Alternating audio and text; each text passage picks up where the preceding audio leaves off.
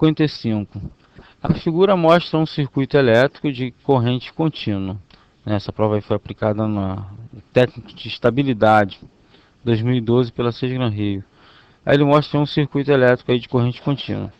Para que a corrente I seja nula em R0, que está dado em quiloohms, Agora, olha só, ele quer esse resistor aqui.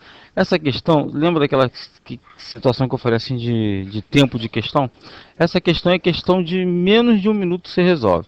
Basta você lembrar que é o seguinte: para aqui ser zero, eu tenho que ter aqui 0 volts. Se eu tenho 0 volts e 0 ampere, significa que isso aqui está em equilíbrio. Isso aqui, esses resistores, esses 4 resistores aqui, formam a ponte de Wheatstone. Me desculpe pela pronúncia se estiver errado.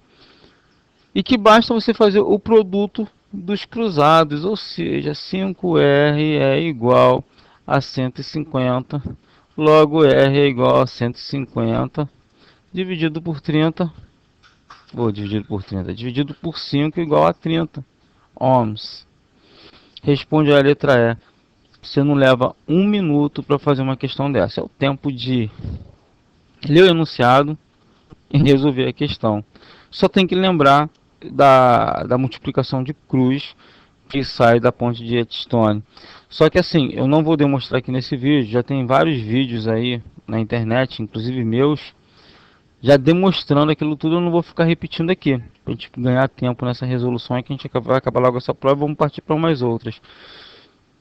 Então aqui a única dica que você tem que levar para essa prova, para fazer uma questão desse tipo, é que o circuito em equilíbrio na ponte de Wheatstone, o produto, né, cruzado, tem que ser igual. Morreu a questão. Voltamos daqui a pouco a 56.